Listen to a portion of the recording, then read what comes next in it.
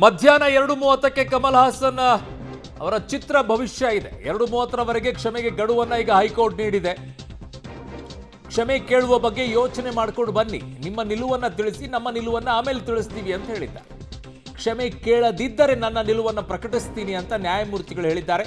ಅದು ಮಧ್ಯಾಹ್ನ 2:30ಕ್ಕೆ ಆದೇಶವನ್ನ ಹೈಕೋರ್ಟ್ ಪ್ರಕಟಿಸಲಿದೆ. ಕನ್ನಡಿಗರ ಕ್ಷಮೆ ಯಾಚಿಸ್ತಾರ ತಮಿಳು ನಟ ಕಮಲ್ ಹಾಸನ್? ದುರಹಂಕಾರಿ,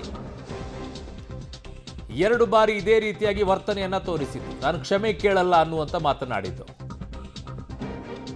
ನನ್ನ ಸಹೋದ್ಯೋಗಿ ಮುರಳಿ ಇದ್ದಾರೆ. ಮುರಳಿ, ಈಗ ಬೇರೆ ಆಪ್ಷನ್ ಏನಾದರೂ ಉಳ್ಕೊಂಡಿದೆಯಾ ಈ ದುರಹಂಕಾರಿ ನಟನಿಗೆ?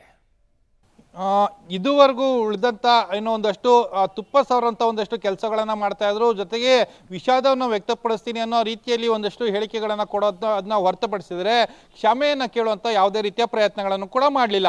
ಇವತ್ತು ನ್ಯಾಯಮೂರ್ತಿಗಳು ಹೇಳಿದಂಥದ್ದು ಪದೇ ಪದೇ ಅದೇ ವಿಚಾರವನ್ನು, ಕ್ಷಮೆಯನ್ನು ನೀವು ಚಲನಚಿತ್ರವನ್ನು ನಿರ್ಮಾಣ ಮಾಡಬೇಕು ಅಂತೇಳಿ ತೀರ್ಮಾನವನ್ನು ಮಾಡಿದ್ದೀರಿ.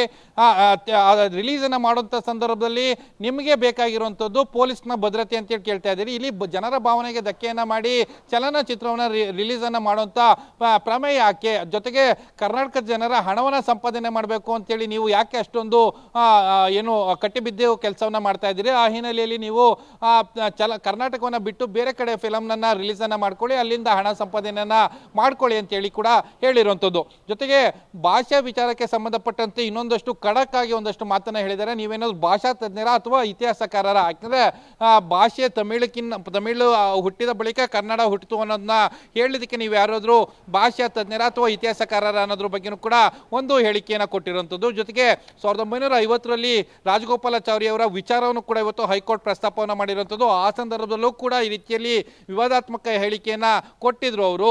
ಅದಾದ ನಂತರ ಬಹಿರಂಗ ಕ್ಷಮೆಯಾಚನೆಯನ್ನು ಕೂಡ ಅವರು ಮಾಡಿದ್ರು. ಅದಾದ ಬಳಿಕ ಎಲ್ಲವೂ ಕೂಡ ಸರಾಗವಾಗಿ ನಡೆದಿತ್ತು.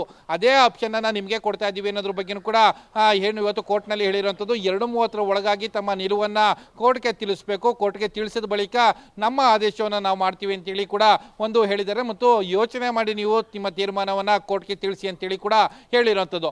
ಈ ಮೂಲಕ ಒಂದಂತೂ ಸ್ಪಷ್ಟವಾಗಿ ಗೊತ್ತಾಗ್ತಾ ಇದೆ, ಕ್ಷಮೆ ಮೊದಲ ಆದ್ಯತೆ ಅನ್ನೋದನ್ನ ಕೋರ್ಟ್ ಕೂಡ ಇನ್ನು ಅವರ ಪರ ವಕೀಲರಿಗೆ ಒಂದು ಮನವರಿಕೆ ಮಾಡಿಕೊಟ್ಟಂತೆ ಕಾಣ್ತಾ ಇದೆ. ಇವತ್ತು 2:30ಕ್ಕೆ ಸಂದರ್ಭದಲ್ಲಿ ಕೋರ್ಟ್ಗೆ ಯಾವ ರೀತಿಯಲ್ಲಿ ಪ್ರಮಾಣ ಪತ್ರವನ್ನು ಸಲ್ಲಿಕೆಯನ್ನು ಮಾಡ್ತಾರೆ, ಕ್ಷಮೆಯನ್ನ ಕೇಳ್ತಾರ ಅಥವಾ ತಮ್ಮ ಉದ್ದಟತನವನ್ನು ಮತ್ತೆ ಮುಂದುವರಿಸ್ತಾರ ಅನ್ನೋದ್ರ ಬಗ್ಗೆನೂ ಕೂಡ ಕಾದ್ ನೋಡ್ಬೇಕಾರಂಥದ್ದು. ಅರುಣ್. ಓಕೆ ಮುರಳೀಧರ್, ನಿಮ್ಮೆಲ್ಲ ಮಾಹಿತಿಗೆ ಧನ್ಯವಾದಗಳು.